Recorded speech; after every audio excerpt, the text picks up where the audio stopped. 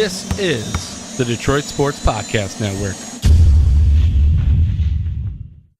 What word or phrase would you use to characterize the season? Excuse me? What word or phrase would you use to characterize the season? Excuse me? What word or phrase would you use to characterize the season? Excuse me? Excuse me? What word or phrase would you use to characterize the season? Excuse me? It's not over yet, so you can ask me that one next week. Is there a sports podcast in Detroit that people are talking about? Hey, everybody, this is Freddie Cohen of ESPN Radio. When I'm not talking about breaking news or breaking news on ESPN Radio, I'm always a fan and listen to the Detroit Sports Podcast, and so should you. You guys keep up the good work, man. Podcasts are the way of the future.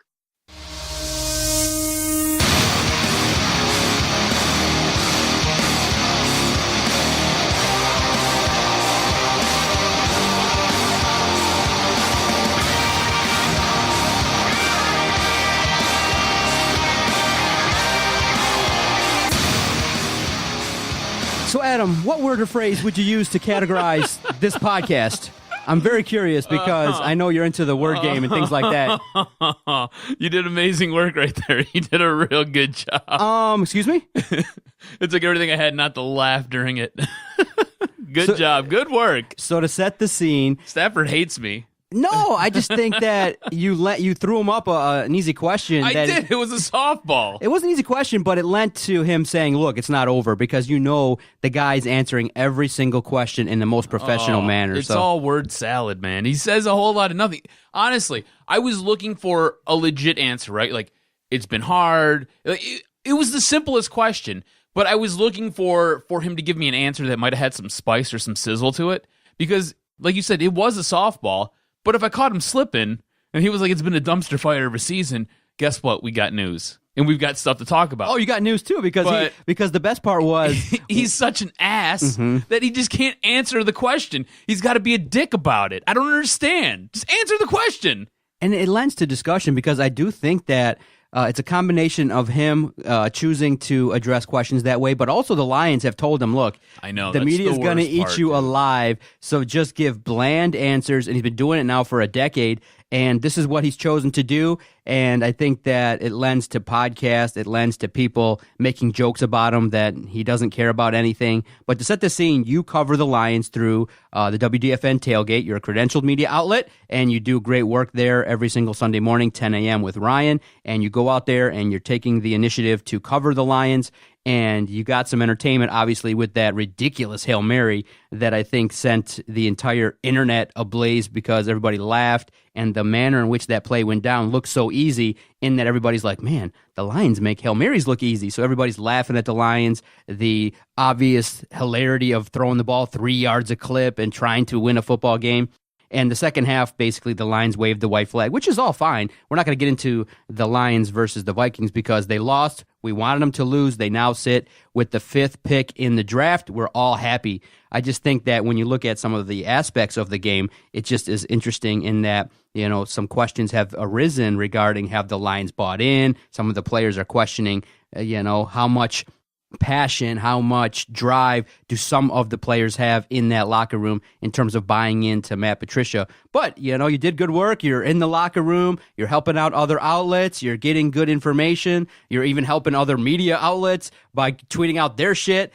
And, you come to hear Matt Patricia, and then it's followed by Matthew Stafford.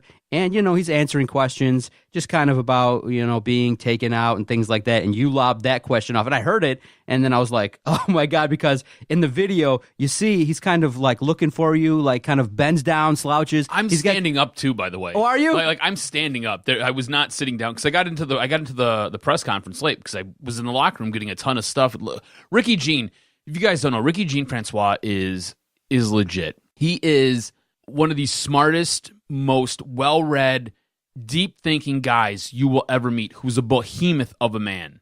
He will sit and talk to you and answer every question you have, and he will give you as clear and as concise of an answer as he can legitimately give you without throwing his teammates underneath the bus, without throwing the organization underneath the bus, without singling out individuals. he will answer everything, and he will spend as much time with you as you ask him to. And see, the reason why I think he So I got did, in late because I was talking with him. Stafford kind of looked down because you asked the question at the same time somebody else did, and so you kept rolling with it, which was good, and so you continued with the question. So he looks down, he gives the excuse me, you repeat the question, and then he just Every time I ask him a question, excuse me, like, do I talk with marbles in my mouth? I don't understand. Oh, excuse me, like, bro, like. I'm yelling at you. Like, oh, cuz you didn't know? I talked to Stafford. I know his boys. He thinks you're one of those like special needs kids that gets in as a reporter for SI and is like, oh, he gets to ask a question. Let me make sure is this the SI special kid? And so he always looks like, excuse me, huh? And then he just goes, he's the worst. And then he just goes in. Now, do you think it was personal, really, or do you think that he just knew it right away to say, okay, the season's not over, I got to get to the next thing? Because I don't know, man. He got in there 3 minutes and he was out, dude. That's fast timing. Every time I ask him a question, every single time, he always gives me some blow-off answer. So I don't know. He would have really, besides this podcast and besides the radio show I do, which I know he's not listening to either one of these. Like, I'm not even a blip on this guy's radar. Legitimately is no reason for him to even know that who I am or that I exist. Besides the 2 times I've asked him a question and the 2 times he's given me blow-off answers. So do you think he categorizes you as a newbie and then you just, I can't even give him a glimpse of a response because of the fact I don't know who you are. I've really never seen you other than the last 3 weeks. Honestly, Rothstein's in there asking questions, and he... But he's been in there for like years. I know, but he was shitty towards Rothstein, too. Oh, was he? Yeah. So I just think it's him. I think he's a shitty person. Honestly. You should have heard him when he got in the elevator. He'd get in the elevator with all of his guys in the media, and he was like, oh, all my favorite people. Merry Christmas. Like, he's just an ass. Oh, that's how he said it? Yeah. And all of us laughed at him because, ha, ha, ha, fuck you. Right? You know what I'm saying? It just... He's a clown, man. Honestly, Clown Shoe Stafford. That's what he is. But some people say that outside of that environment, he's kind of a funny guy and open, but on the record, he's not. I'm sure. I mean, look, man, the things we talk about when we don't have a microphone in front of our faces, it's pretty funny and it's a good time. Do you know what I'm saying? You put a microphone in front of our face, it's still pretty much a good time, but there are boundaries that we don't cross when we have a microphone in front of us. So I think he's much more guarded. But still, he's such a clown. Like, just answer the questions, man. Like, all of us... this is the thing. This is what I think Ricky gets that Stafford doesn't get. We have a job to do. We're just trying to do our job to the best of our abilities. Just like he's out there trying to do his job to the best of his abilities. Understand that you're injured. He looks so beat up. He looked like he was put in a meat grinder and was spit back out and then put back in that meat grinder and then spit right back out. He looked rough. Like, he looked so bad, man. His arm was all bloody from the elbow to his fingertips. He looked like he was mangled. He looked like he had enough. It looked like he was tired. It looked like he was exhausted. I get it. But you know what? I've got a job to do, just like you have a job to do. So let me do my job, and let me ask you these questions. Whether you like them or not, just give me the best answer you can give me. Don't blow me off and don't give me shit just because I've got a job to do. Just like every other guy in this room has a job to do. Let us do what we have to do. We're your conduit to your fan base. You know the people who sat there and cheered when you got benched? Yeah, we're the conduit to those guys. And sorry if that hurt your feelings, but you know what? You haven't performed this year. This has been a horrible year. You look like absolute garbage out there. And whether it's your offensive line, or it's the fact that they take weapons and trade your weapons away, or it's the fact that your weapons get hurt, or it's the fact that, I don't know, guys are up in press boxes getting drunk and posting shit to Instagram, and then they get IR'd. Not my problem, bro. Not my problem. I can't help that. That's not on me. That's on your teammates. That's those guys that Ricky's talking about. Go look at that video. Go to 1130 WDFN. Go look at that video of Ricky Jean-Francois. Listen to what he says. Read between the lines on what he's saying. It's those guys. It's not me. It's not everybody else in this room. It's those guys. And we'll definitely talk about that because, yeah, it made news. And I once I saw that, I was like, whoa, Adam, you kind of downplayed that a little bit. That was definitely talked about in terms of a telling comment from Ricky Jean-Francois, and I'm glad I got a chance to scroll through Facebook and see it. Now, in terms of how Stafford was treated, obviously he struggled. He wasn't throwing the ball well. After halftime, obviously when you give up a Hail Mary, it deflates everybody. You're obviously not going to come back and gain any kind of momentum after a play like that. And so the Lions gave up a lead in the first half. They got out to a 9-0 lead, and then Minnesota handled their business. So then, late in the fourth quarter, with about maybe 3 possessions left or so, Matt Stafford is pulled. And it's announced via the PA system, like you said, And for those that remained in Ford Field, God bless you for sticking through this garbage. They cheered loudly, audibly enough so that everybody heard it. Dude, it was a reaction. So loud. I looked at Ryan and I was like, do you hear these animals? Like, do you hear them? They are savage. I loved it. I thought it was great. Because it's telling of what this fan base thinks of this team right now. Some people have tried to figure out what happened. Were the fans cheering that they actually took him out because he was hurt? Were they sarcastically booing him because he sucks? Do they really want to tank and things like that? I obviously think that the majority of the fans that were screaming and yelling and cheering obviously don't want Stafford to be in there because of the fact that the offense with him in there is so god-awful and so stale. And it's boring and terrible that, look, even if Castle is in there, no problems. We want to tank, so it doesn't matter. Just take Stafford out. I don't think it's so much Matt Stafford. I think they want something new. They want something different. You're tired of seeing the same old thing over and over and over again, and it just isn't working out this year. Like, whatever the deal is, something is wrong in the mix because Matt Stafford is not playing like Matt Stafford. You talk about the offense, you talk about how it's just dink and dunk, especially with a guy who has such a strong arm. It just doesn't make sense. Something's not a fit here. Whether it's Jim Bob Cooter, whether it's Matt Stafford being hurt, whether it's the offense that Matt Patricia wants Jim Bob Cooter to run. Something's not right in the mix here. Something has to change next year. Fair or foul in terms of how the fans reacted late in the game to Matthew Stafford? Fair. It's fair. Look, and again, I don't think it was necessarily directed at him. I think it's more directed at the organization. They want something different. They want something new. They want something better. What you have out there isn't working. It's totally fair. You pay your hard-earned money, okay? You go to these games, and then you've got to wait in line to get in. You pay $150 for you and your girlfriend, or you and your wife, or you and whoever, your buddy, to go. You mean they don't give discounts on a bad team? No, it's expensive, dude. It costs a fortune. You go, you buy $10 beers. You go and buy $6 hot dogs. You go buy $5 things of popcorn. I mean, it's expensive. By the time it's all said and done, you go to the ball game, you've just spent almost $300. Okay? Ooh-wee. To watch what? To watch your team put up 3 field goals against a rival? I mean, let's be honest here. Minnesota's not been good this year. They really haven't. And that first, we'll say, the first 20, 22 minutes of that first half, the Lions were in utter control of it. And then next thing you know, Minnesota gets one last drive with 2 seconds left, and they launch a Hail Mary. But you're looking for some of that back and forth kind of thing, which makes no sense. And Kyle Rudolph comes down with a touchdown with 0 time left on the clock because you don't know how to defend this. So yeah, hell yeah, the team, the fan base should be pissed at the team. I mean, and the team should be pissed at themselves. It doesn't make any sense. Like, what is going on with this team is so frustrating because I think we thought it was going to be a little bit tough because of their schedule. They have a really, really tough schedule. They had one of the toughest going into this year. And they have faltered underneath it. But it's weird when you see this team get a win against a New England team that's in the playoffs.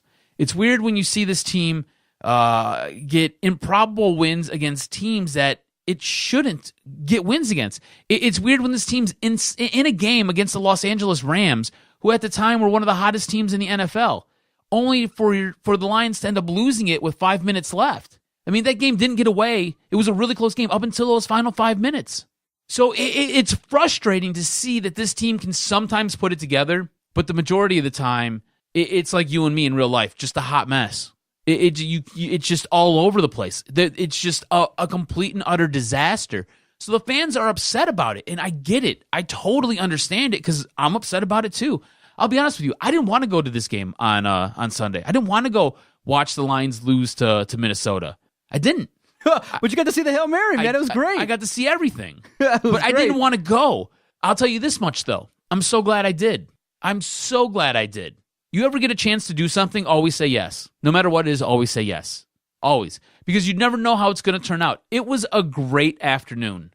Ryan and I had so much fun up in the press box, just clowning on the Lions through Twitter, interacting with you guys, interacting with Kyle Meinke. Meinke's great, dude. He's awesome. Absolutely awesome.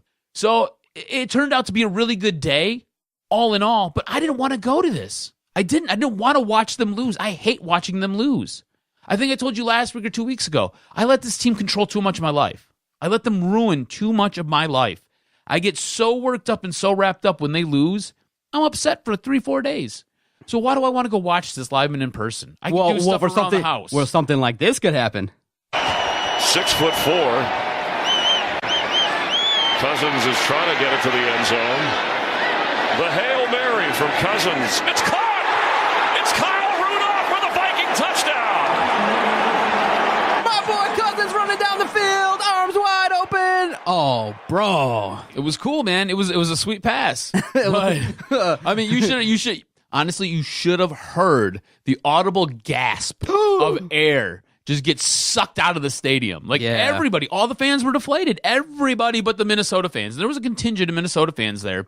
It sucked the air out of the room. It was nuts. And they never recovered. They never had the ability to come back and recover from it. The second half took over, and it was a complete mess, man. It was absolutely bonkers.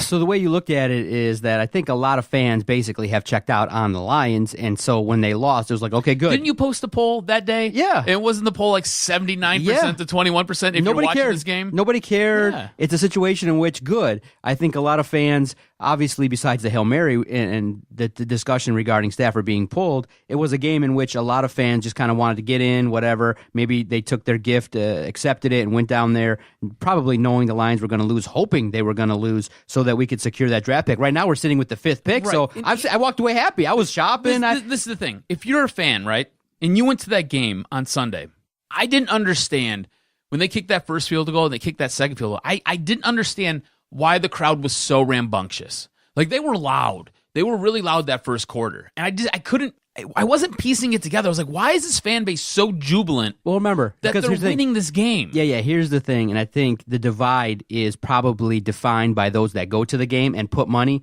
When you put money down, it's hard to basically shit then on your money and be like, you know what, this team motherfucking sucks. Whereas me and you, you're media, I'm a fan, and so for me, I stopped giving them my money so we could take a serious look and be really critical, because even in the stuff that we've talked about for the last 4 years, there will be people that tweet us and say, it's not Stafford's fault. It's an organization's fault.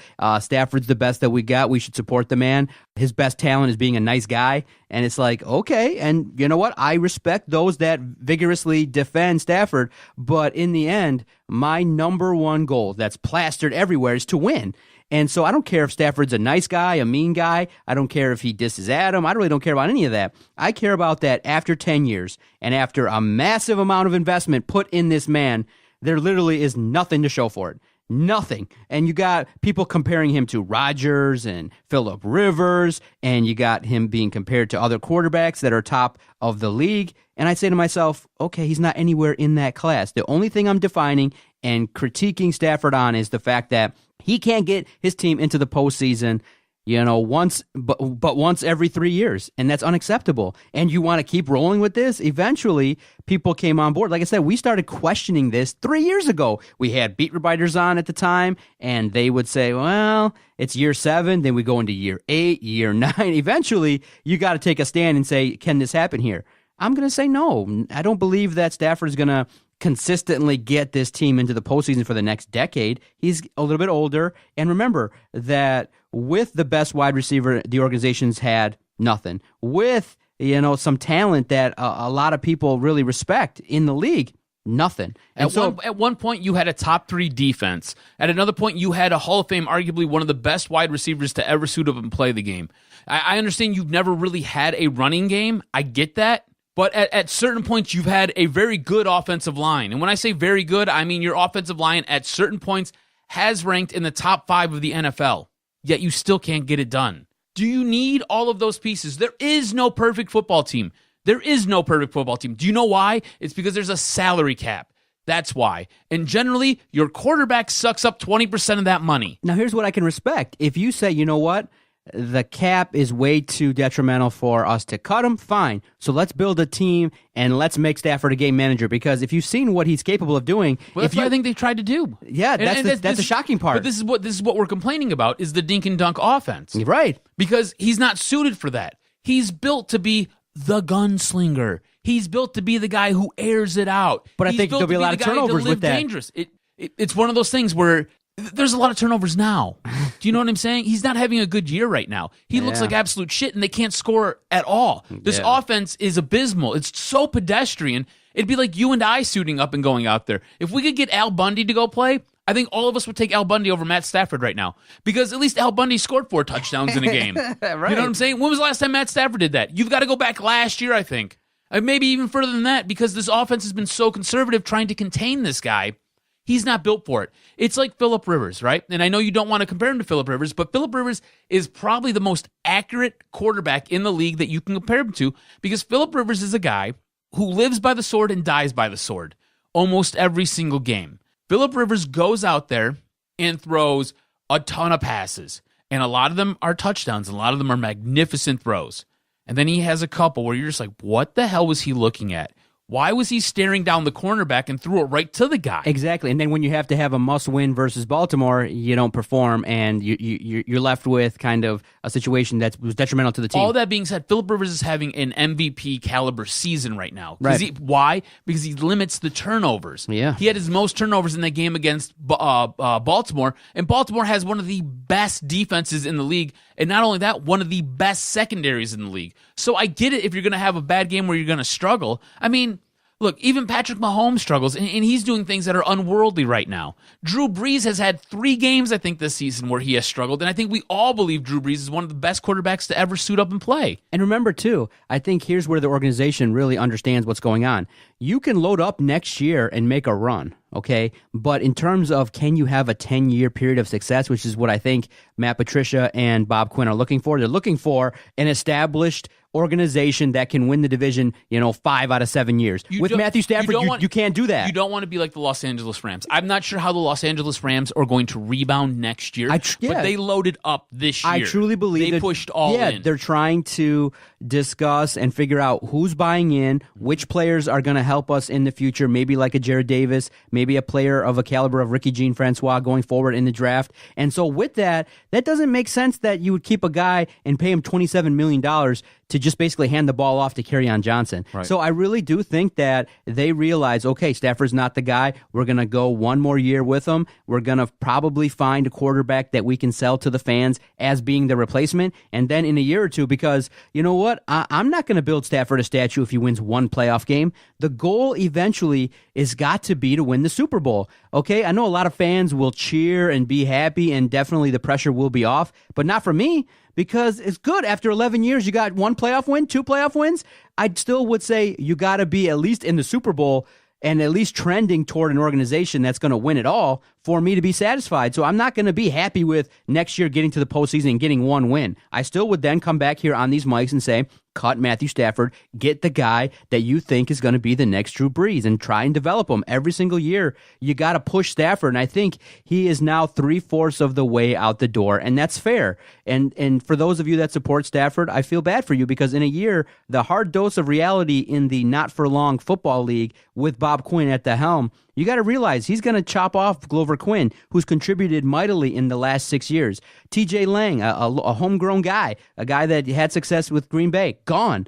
Ricky Jean-Francois said it. He said, look, I'm kind of sensing the vibe that people aren't buying in. And remember what I wrote earlier in the year on our website, DetroitSportsPodcast.com. Matt Patricia has got to come in here and broom out all this garbage. And I think they're really doing that. They really, once they came out and decided to let go of Golden Tate, and what they're deciding to do is they're saying, okay, we're going to bring in our guys. And obviously those that have remained and those that are toxic are probably no longer going to be here. But right now, all Matt Patricia's got to do is walk into that last press conference with 3 fat Super Bowl rings and say, look, it's me or the players. Who are you guys going to support? I've got rings. I understand how to build a defense. I understand what winning football looks like. These players have been here for a while, and we're going to bring in talented individuals that are going to buy in. He should say that. And Bob Quinn, in some version, when he does finally speak, will acknowledge that, he'll say it this way. He'll say, look, yes, I said that we're better than a 9-7 team, meaning that I believe the ceiling with Matt Patricia will be consistent appearances deep in the postseason, whereas before I didn't see that. I saw the ceiling, and that was that. So they're going to have to come out and say these things, and they will. But I do believe Ricky Jean-Francois is 100% accurate. Some of these guys didn't buy in. They didn't want to work hard. They didn't want to run, and the country club atmosphere is over. They didn't want to get yelled at and things like that. But Matt Patricia, up until this point, still has credibility across the league. Now, with the players, You have to get players that will believe in you. And I just have to believe that when you flash rings and when you say you're from the Patriots, people will listen. And I do think they're going to get guys in here. Look, they brought in Snacks, contributed. They've brought in guys that are newer that have started to contribute. And so once you start to broom out the toxic influences, I do think slowly but surely the losing culture is going to change. But eventually, when the formula is all there, do you think a guy with, a guy like Matt Patricia can take the Lions and win it all? I think a lot of people now are starting to realize, what's been missing with the organization. And a caller and a message to our Twitter page at Detroit Podcast really said it best. The Lions, what they have done that has led to their demise has been bringing in guys without the championship pedigree, meaning that Frank Reich won the Super Bowl, meaning that there have been head coaches that are available that you could have targeted that won the Super Bowl, and that's what's going to take. Obviously, you look at the Red Wings, Scotty Bowman. You look at the Pistons, Larry Brown, who obviously had taken his team deep into runs as the man. He was the guy in charge. He wasn't a coordinator. He wasn't a guy that was being moved up in a position. I think finally, once Bob Quinn realized that if he's given the opportunity, go out there and maybe, just maybe, the fit is a guy over there in Pittsburgh who in a year or two might wear out his welcome if he gets another deal. Obviously, a guy that's consistently gotten 11 wins comes with a little bit of baggage, but maybe the next guy that could come in here is Mike Tomlin. Or the guy in Baltimore. Yeah, or the guy in Baltimore, but he looks like he's going to get a new deal. Because his brother, he got an extension, but his brother works down the street. Yeah, so he's got experience and he could do some things. He won a Super Bowl, just saying. So with that, with the Lions, I just think that experience And he won a matters. Super Bowl with Joe Flacco as his quarterback. But Let now, that sink in. How much of the players not buying in is Matt Patricia's fault, or are the players just losers? That's the million-dollar question. That really is. I don't think the players are losers because you don't get 100% they are. You don't get to this level being a loser. Okay, you get to this level because you have ability. You put it on film. I mean, you don't get here by being a loser. It just doesn't happen that way. There's too much for you to get through. Yeah, some guys don't cut it, and some guys do wash out. That happens. That happens at every job that you ever go to. I don't think they're losers. I think some of this falls on Matt Patricia. I think a lot of this falls on the culture that has been allowed to permeate this organization. I think Matt Patricia came in, and the one thing that we talk about that Jim Harbaugh did really, really well when he took over at Michigan, he was able to mold what he wanted to do around the players that he had. I think Matt Patricia was more like Rich Rodriguez and came in and said, you know what? It's my way or the highway. And that's fine. That's fine. But you have to realize you're a first-year head coach on a brand new team with an organization that has failed every single opportunity that they've ever been given. At some point, you're right. Your way or the highway will have to work and will have to take over. But when you come in and it's a total country club atmosphere, how do you go from it being total country club to it being prison yard? That's not going to fly with these guys. And they're grown-ass men. How do you tell grown-ass men who make 10 times more money than you make, just because you're their head coach doesn't mean shit to these guys. It really doesn't. Again, they know what it takes to get here. That's why they're here. Do you know what I'm saying? Like, there's a reason that they're in the position that they're in. There's a reason that you're in the position that you're in, okay? I understand that you're their boss. It doesn't mean diddly squat. How many of you have worked at a job where you're like, man, I know more than what my boss is trying to tell me to do here. My boss has no clue what I'm doing. I do it, honestly, I do it almost every single day. Every single day, I've got one guy who always wants to tell me what to do and how to do my job. And I'm like, bro, you are here 1, maybe 2 mornings out of the week. I've got it under control. You don't have to tell me what to do. I get it. That's these guys. That's these guys. They know what they have to do. How are you going to come in and be like, hey, look, we're going to go run a whole lot because running's really, really good for you and it's going to help you win a championship. Really? Because what's our record right now? Where are we at? Where are we at? That was just the beginning of the year. And now fast forward to the middle of the year. We're going to go practice outside when it's snowing. When our next 4 games are all in domes or we're playing in warm weather cities.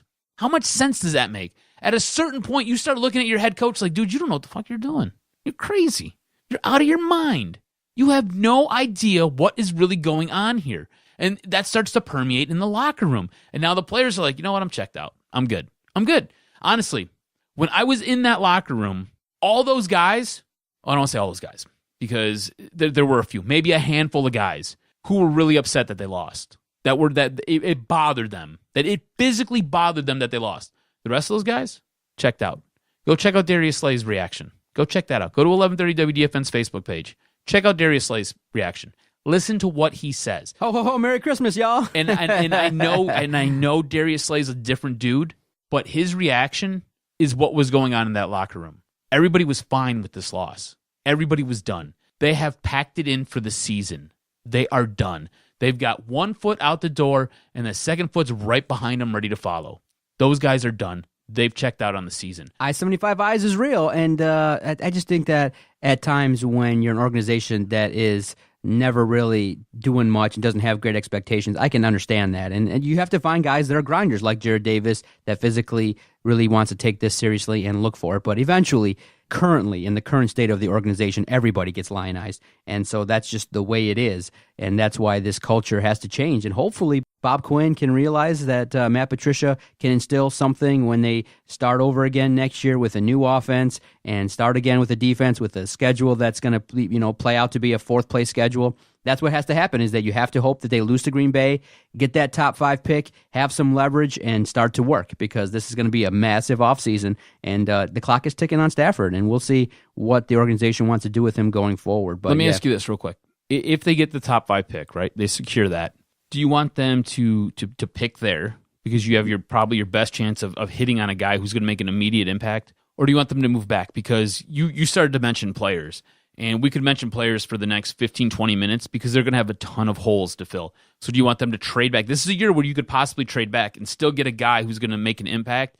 Maybe not as high caliber of a guy, but do you want them to draft where they fall in the top 5 or move back? If you can get another additional picks in future years, I think trading back would be fine. Obviously, like I said, the hope with Stafford is really dim. I think that getting quality players in free agency, quality players in the draft, building a system, you're going to have, like I said, 30% turnover. And I do think with a schedule that's diminished, I think they have a chance to go 10-6 next year and make a push. But in the end, the way I look at it is Bob Quinn has to hit on a lot more of the guys that he picks, because for this to work, for my idea to work, you have to be able to then find diamonds in the rough. And what's happened is he's found guys that have been contributing, but the diamonds in the rough are playing for other organizations, and that's not right. You can't have a TJ Watt blowing it up. You can't have other players that you passed on blowing it up, and your guys are taking 2 and 3 years to develop. That's not what we're looking for. Right.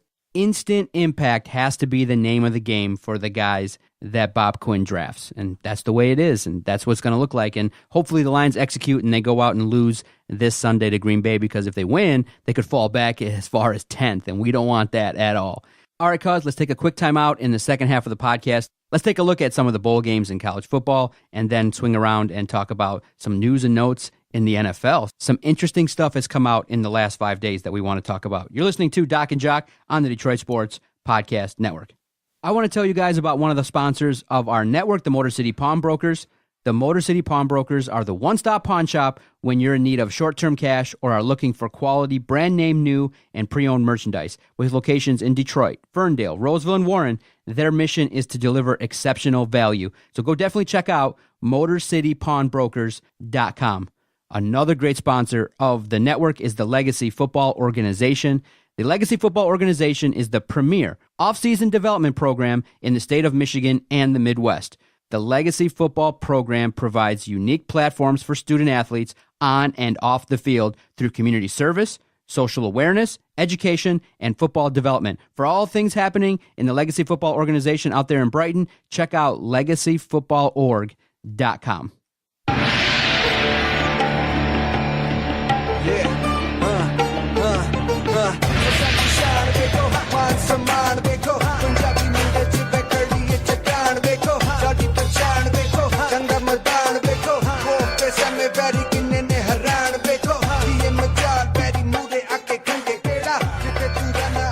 All right, cuz it's bowl week, baby. Michigan and Michigan State are starting their preparations the Wolverines are in Atlanta. I already see the coverage. I see Brandon's out there taking photos and talking about who's in, who's out, and things like that. And it just makes it hard for me, a guy like me, to sit back and watch when, a lot of these college athletes are like, peace out, yo, it's not important, so we ain't going to be playing. So it's hard for me to get up for the bowl games. For me, I'm definitely excited for the playoff, although now that's been tarnished because players from Alabama, players from Clemson, it's like you give them 30 days off and they're like, bam, we're going to get in trouble. And so suspensions galore. It's going to taint some of the matchups there. But in the end, it just kind of feels like that 30-day window after the season ends in college football sometimes just kind of wears you out a little bit and kind of diminishes your motivation to kind of reinvest back in these games. But Michigan and Michigan State are playing respectively in the Peach Bowl and the Red Box Bowl. And I'll ask you this. How interested are you currently in the Peach Bowl, and how much are you, thinking that Michigan can pull it out? I'm not. Yeah, not interested. Not revved up yet for it, No, right? It's hard, right? Look, this is how I'm approaching the Peach Bowl. And if this was the Rose Bowl, it'd be different. Yeah. You know what I'm saying? The Rose Bowl is still special. Whether you're playing a national championship game or a playoff game, and it's still special. The Peach Bowl, I don't even know what it is. Like, I'm going to be honest with you, I have no... Like what the history of the Peach Bowl is, what the legacy of the Peach Bowl is, I don't know, nor do I really care, if that makes any sense. I'm not geared up for it. I'm just not. And it has nothing to do with guys like Devin Bush saying he's not playing or Rashawn Gary not playing. It's got nothing to do with those guys doing what they're doing because they're trying to protect themselves so they can make it to that next level. It has nothing to do with that. I'm just not geared up for it because I don't care to see Florida. I don't. Yeah, I think Michigan's going to win. I think Michigan's going to roll over Florida. I do. I think Michigan's too deep. I think this team, the fun part about this game, and the reason it'll be on in the background, and I will be a casual observer of it. I'm not going to get too invested in it, is because I want to see what those secondary guys do. The guys on the depth chart. The guys who are behind Rashawn Gary, the guys who are behind Devin Bush, the guys who are behind Karan Higdon. I want to see what they do. I want to see Tariq Black actually perform in a game. I want to see that. I want to see Shea Patterson, the guy who said last week that he's coming back.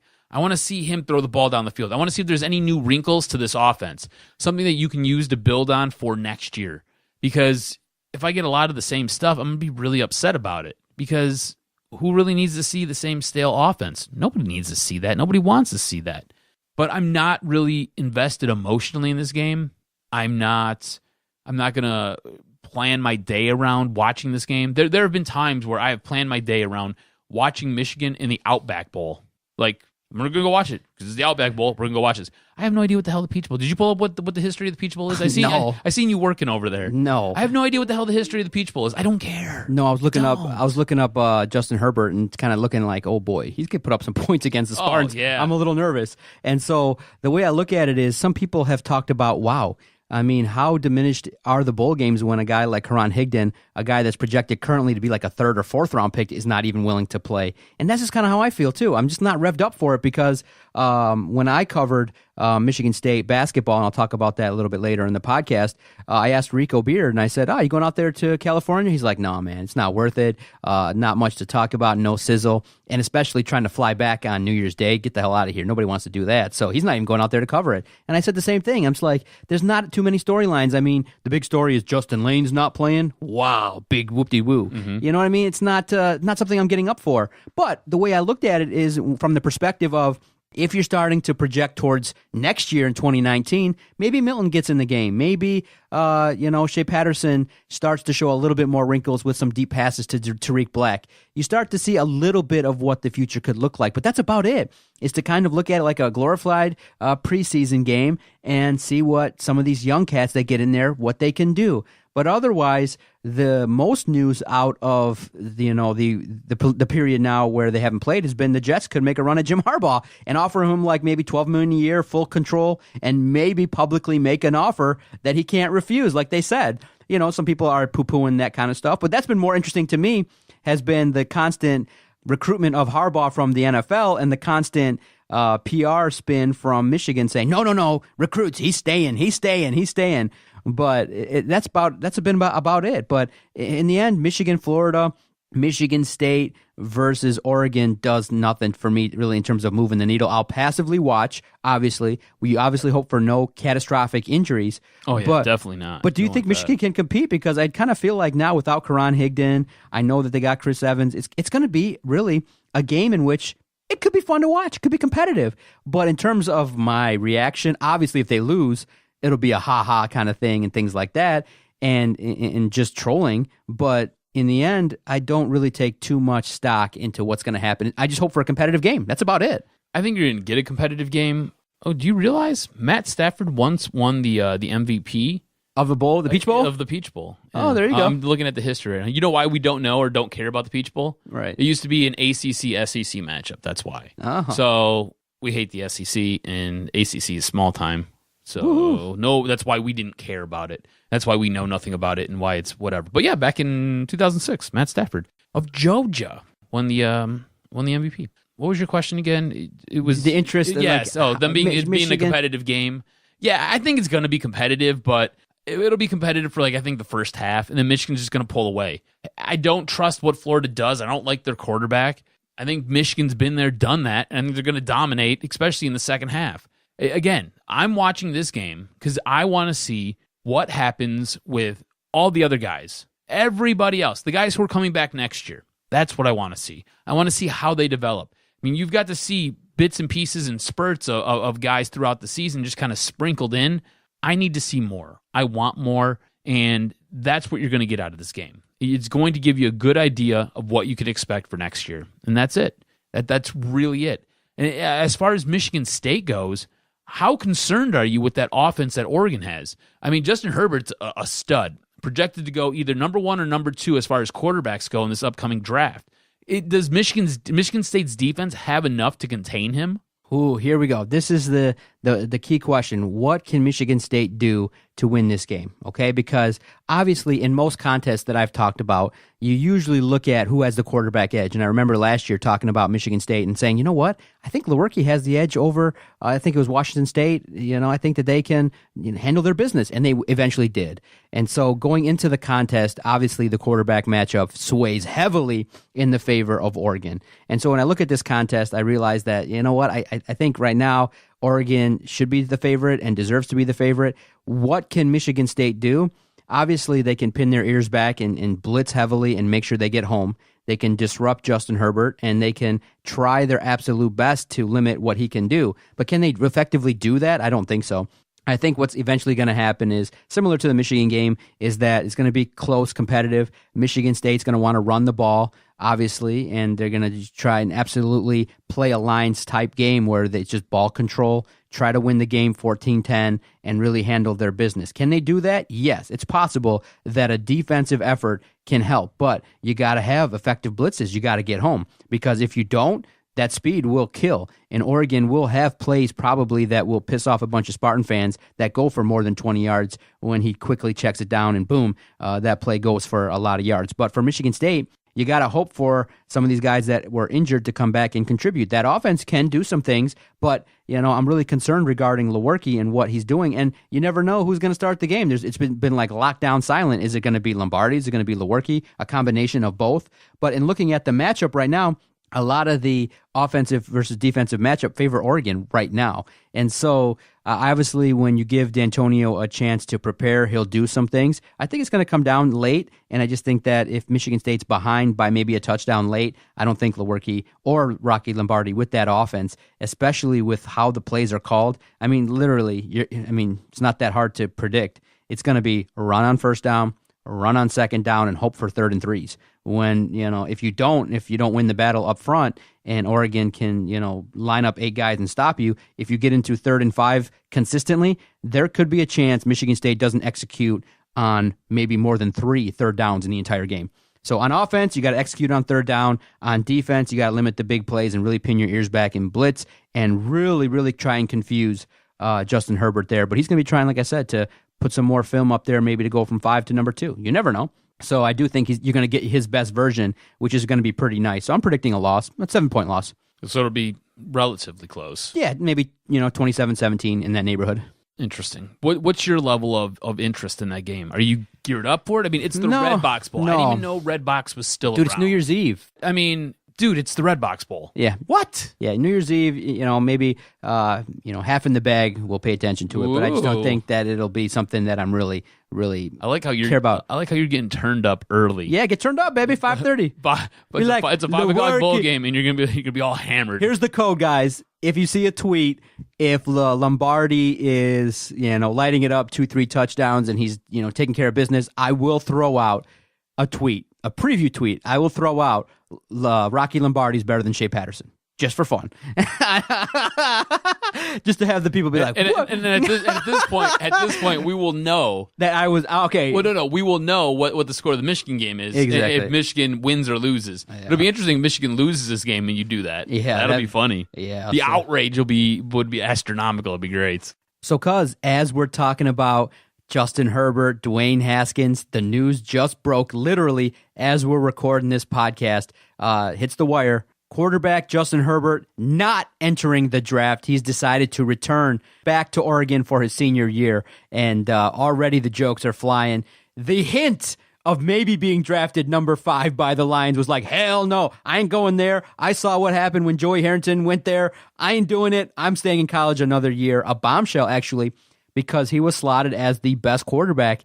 That now adds a lot of interesting stuff to the mix because that means Dwayne Haskins is likely next in line to Automatically shoots up. So what do you think of Justin Herbert deciding to stay? I think it's an interesting decision and maybe one that has some ramifications in this bowl game. Maybe he'll be a lot more comfortable and will really light it up against Michigan State. I'm stunned. Stunning. I'm absolutely shocked. Why? You could risk so much. But again, like I said, I kind of said when we were talking about him that, 5 is good, but 1 is great. And he's now lockstead in that position to be the number 1 quarterback in the draft in 2020. Is he, though? That's going to be a much better class than this one. Right now, you were projected. Number 5.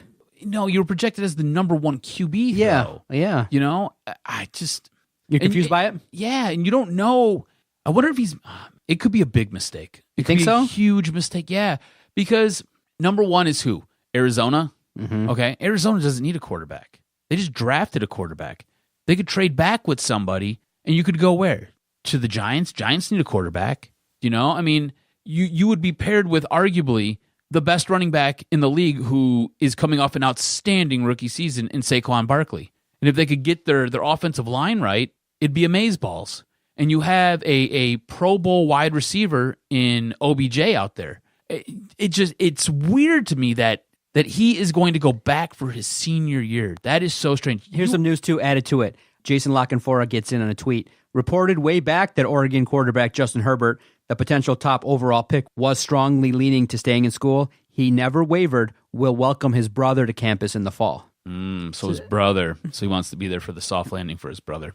Well, I guess that makes sense. I mean, family's important, but, man. I wouldn't have made that decision. I would have went pro. Yeah. It's so, look, you risk everything by going back for your senior year. But obviously now he's going to take insurance, and those things will be taken care of. That will. But you remember, who was it? I think it was Matt Barkley. And Matt Barkley had a great, I think it was his junior year, maybe it was sophomore year. He had a great junior sophomore year. He went back for either his junior or his senior year, and he crushed his NFL stock.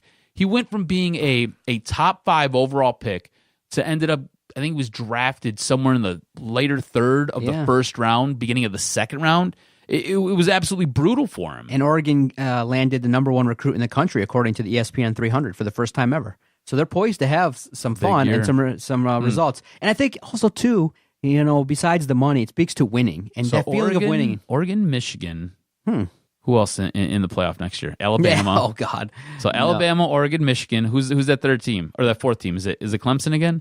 Notre Dame, baby. Oh, Notre Dame. Okay. Keep it going, baby. Okay. Well, I mean, if Michigan beats Notre Dame... Come on, man. I still think Ohio State's got a better chance, man. We'll see. Wow.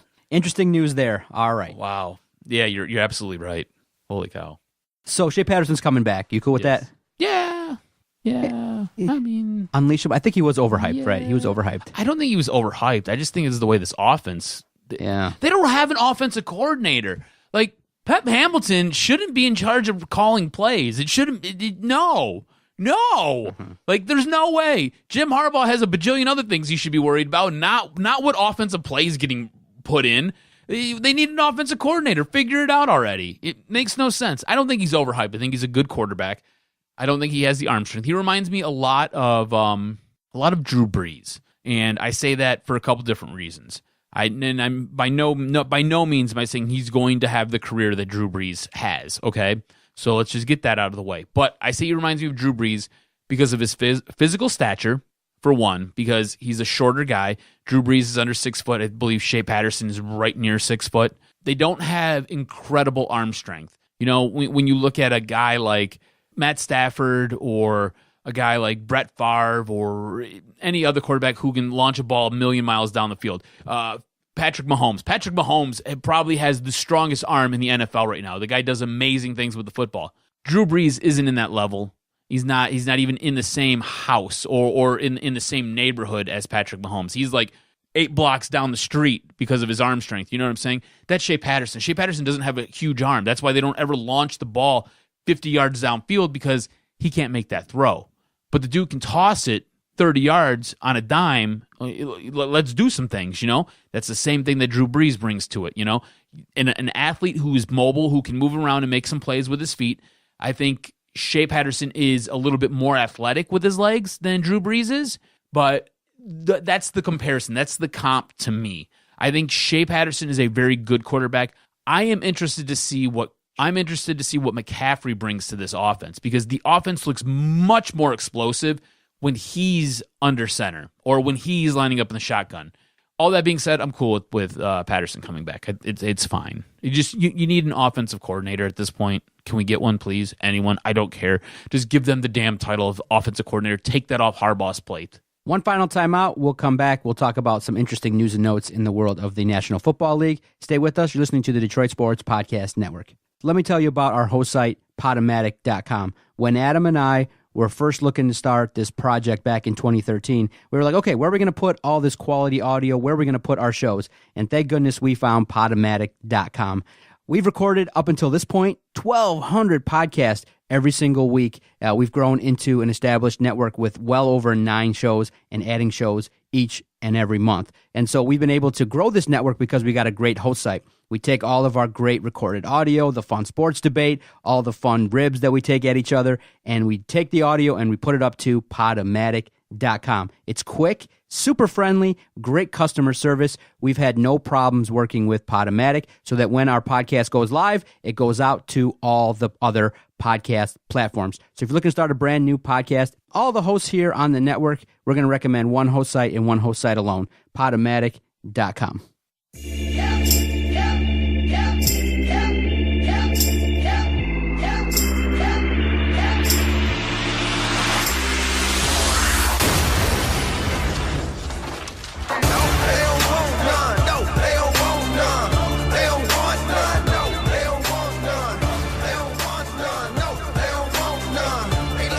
All right, cuz, interesting stuff that happened across the league. You look at some of the playoff matchups that are starting to take shape. You got some teams that are desperate, like the Steelers. They're going to need some help from the Browns to get in. You're starting to look at quarterbacks like Baker Mayfield and starting to evaluate what he brings to the table. He flopped his wang out. He's got some personality. He hasn't been lionized per se. You're starting to look at some definitely some division winners in the NFC and the AFC. You see Dallas, you see the likes of the Redskins making moves and things like that, and you start to go, oh boy, the draft is around the corner. You're starting to look at how the Lions fit in. There's so much good stuff to talk about when you just kind of peel away from the Lions a little bit and you look less at them and look more at the league. That's why we're talking about it, because of the fact that, wow, there's so many great stories that you can give opinions on. It's unbelievable. And I want to start with the Redskins, because they got something going on there that's really unusual in that they cut DJ Swearinger, a safety that was productive. And so you'd say, you know, he's got 1 year left on his deal. You're going to save about $5 million on the cap. Why would you cut a player like that? The sole reason they cut him, and it's publicly talked about now, is that he's been called into the office and talked to the head coach, Gruden, there, and said, look, not the Gruden, Gruden's brother. Okay, a guy that doesn't have that much of a cachet other than an offensive mind. But he's called into Gruden's office, and Gruden says, look, I know you're getting paid to do a radio show. I know you're talking and things like that. You're a guy that's, giving your opinion. Please stop talking negatively about the organization. And the third time he did it, he got called in after the game on Sunday, and bam, he was cut.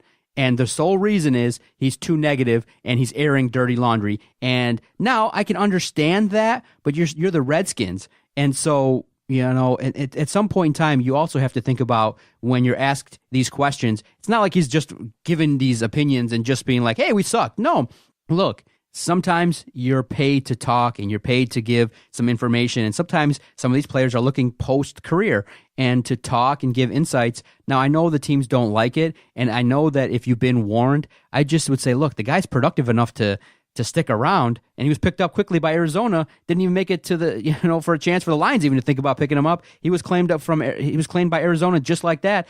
I think the Redskins will regret cutting him, and especially for the reason that they gave. Absolutely. It's the Washington Redskins too. You have to remember, this is an organization that is a complete and utter dumpster fire. An organization that just went out and brought Reuben Foster in after another arrest for reportedly smacking around his girlfriend. I mean, what are we talking about? This is also a franchise that has a linebacker and a team captain in Mason Foster, who wrote on a private Instagram message, F this team and the fan base. And then Reuben Foster was the one who made that evident for everybody else with 6 laughing emojis. On top of all that, this is the same organization that currently employs safety Monte Nicholson. And I'm not sure if you've seen the TMZ video, but it's pretty brutal. Monte Nicholson teed off on some dude's face repeatedly, knocking him out cold. And then when he was laid out in the middle of the street, climbed on top of him and continued to blunder and punch and break his face with his fist. He was also arrested for public intoxication and driving underneath the influence back in 2017. Same organization. But you're going to cut a guy who is arguably your best defensive back on your team because he calls out your D coordinator, because he feels your D coordinator cost you this game. Swearinger said, this is his quote, we should have blew them out. He's talking about the Titans when Blaine Gabbert was playing quarterback. So their backup, the Titans are playing a backup quarterback, and you lose to the backup quarterback. We should have blew them out. If I'm the D coordinator, I'm calling zone every time on third down because you got a backup quarterback. Make him beat us. Make him. Okay, go zone here. Go there. We're going to pick you off, man. 3-by-1. You're going to go backside every time. A kindergarten quarterback knows that. So if you force them into a zone, what he's saying is you play zone, force them, you're going to force his hand. He's going to have to go backside. You know what that does? That helps the cornerbacks jump that route. You know what happens when you jump that route? Pick 6. You turn them over. You get the ball. So he calls out his D coordinator. His D coordinator's whack. I don't see the problem with this. I wish we had guys like this here on the Lions. I really wish the Lions could have picked him up. I really, really do. Just didn't happen. Just the way the waivers fell, right? If Detroit would have lost that game to Arizona, they'd have been in that spot, and we'd be talking about possibly drafting in the top 2 instead of top 5. Could add Swearinger. The thing is, I don't know if they would have put a claim in for Swearinger. I think they really like Tracy Walker, and I see Tracy Walker being their strong side safety, and that's what Swearinger is. So I don't know, but arguably, I went to Pro Football Focus, and I like Pro Football Focus. I'm not a Pro Football Focus nut, though. Like, I don't use it to... Not the be-all, end-all. Right. I don't use it to tell me how I should feel. So I looked, and Swearinger would have been your best defensive back on this team, better than your Pro Bowl cornerback, Darius Slay. That's how good of a player he is. He'd have been your best defensive back. He'd have been the 3rd best player on this team if you could have picked them up. Just didn't happen that way. Now, looking at the draft, because obviously a lot of fans of the Lions are looking at, okay, can the organization actually go out there and pick up a quarterback that can push Matthew Stafford? So I'll ask you this. At 5, do you take a quarterback? Because some people are looking at it and going, well, Dwayne Haskins has the chance to kind of maybe be like a Lamar Jackson and have success if you put him in early because of the fact he's had success at Ohio State. Maybe he doesn't get the respect that he deserves, obviously, because of the fact he's coming out a little bit early. He might fall to the 2nd round where, a team like the Lions could go out there and take him. And so for me, I'm kind of thinking, maybe this year you don't get the guy that's going to replace Stafford. Maybe you do go out there and draft a quarterback, maybe just to kind of see about him and develop him if there's one that you truly believe in late. But in terms of both of these guys, I just think the odds are low that any of these two quarterbacks will be a Lion. Yeah, but so Justin Herbert, no. So I'm going to say no, because there are guys that you need that you could plug in on your defensive line that's going to make an immediate impact. A guy like Josh Allen, go look at his film. It's great. Awesome. So I would target a guy like that as somebody to help my defense out, or even Greedy Williams, right, from LSU, the cornerback. He's a stud too. So, I mean, two guys right there that you should have a shot at 5. Now, Dwayne Haskins. I think Dwayne Haskins is going to be a very good pro. I'm going to put that out there right now. I think he's going to be a very good quarterback in this league. I think he's a pro-style quarterback. Doesn't do a whole lot with his feet, but he's got the ability to make just about every single throw. This this thing by Todd McShay that we found on ESPN Insiders, Todd McShay's top 32 prospects, grades, positions, and rankings. This is the first time that I've seen Dwayne Haskins ranked ahead of Justin Herbert. And I think Haskins will probably be the better quarterback just because he's more suited to a pro-style game, whereas Herbert plays in that up-tempo Oregon offense that likes to spread the ball around a little bit, spread things out. And yeah, the spread is working a little bit in the NFL right now, but I think Haskins has much more pro potential than Herbert does. If Haskins was to fall to the second round and Lions are drafting at 5, you're like, take him, baby. All day long. Okay. All day. Like, honestly, dude, all day long, I'm all over him. I want to end with this hilarity, okay? Thanks, everybody, for a great year. I think this is the last podcast of the year. You guys have made this project even more fun. I had an opportunity to go out there to Michigan State, finally got approved for a credential to cover Michigan State versus Oakland. Dream come true to walk around the Breslin, and lucky that we have a lot of friends in the media that helped me out. It was such a great experience for me, and one in which it was like 3 to 4 years coming because of all the denials. And so I'm sitting here. I'll tell you, I sat here for the last 3 years with a rejection notice from Michigan State, and now finally I threw that out, and I got a Michigan State Athletics with DSP Media on it and sitting here. And so it's just a metaphor of, hey, sometimes you got to look at your failures, and sometimes you got to appreciate your successes. But in the world of hilarity, look at this. Matt Patricia has been late to all his press conferences, pretty much now for the better part of the second half of the season. And so obviously there's a time that they're called upon, and he's been late. And so Michael Rothstein, like you said, is a guy that writes for ESPN. He asked Patricia, how important is punctuality when it comes to being a head coach? The answer is funny because he gives a professional answer. Patricia's like, I think it depends on the situation, really. There's a pretty busy schedule for most situations, I think, for everybody. I think fluidity is probably the best answer for you. Definitely in the game of football, you have to be able to adapt. I think that's the important kind of way to just be able to handle all the situations that come up. Just kind of be fluid in all of them. So he holds up the media every single time, and he talks about posture. But do you guys see the idiocy that is this organization? You got to be fluid, baby. Do you understand where the frustration comes? This bum, this shithead of a head coach gives that answer, right? Gives that answer. Like, I really want to respect Matt Patricia. I was all in on Matt Patricia. I really was. I wanted him to come here and fix things, and I wanted him to be the face of this organization. I want him to be the Belichick. I wanted him to be Belichick West. That's what I wanted him to be. We need to be fluid, Adam. Fluid. We got to be fluid and patient because we got a schedule. It's a holiday. Granted, it's a holiday week too, dude. Just show up on time. Come on, this guy. Are you serious, man? Showed up 25 minutes late. Has been late to consistently the majority of his pressers. Do you know what that is? That's him not. This is the problem with Matt Stafford. It's him not respecting those guys in the room. He doesn't respect their time. He doesn't respect what they have to do as a job. He doesn't respect them. It's a respect issue. That's what this is. God, what? Jesus Christ, man. You know what? Shut this off because I am so pissed off right now. I don't want to say something that's going to get me in trouble. Just go. Shut this down. I'm going to bitch after all of this. Happy New Year, everybody. Thank you so much. You've downloaded the latest edition of Doc and Jock. Be with us in 2019. Big things ahead. Like I said, you made it very fun for us in 2018, and we're going to keep it up in 2019 on a bigger and badder scale, baby. You know we're coming. Adam on the WDFN tailgate. He's doing big things. He's going to make waves. Us here at the network, we're going to continue with the hilarity on Twitter. Follow Adam on Twitter at AdamRSCROZ. Follow the network at Detroit Podcast.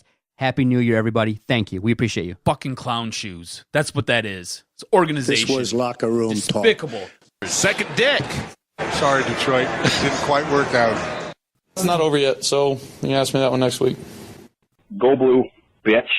And all I can say is Detroit Sports Podcast scores. I hear voices in my head. They counsel me. They understand. They talk to me.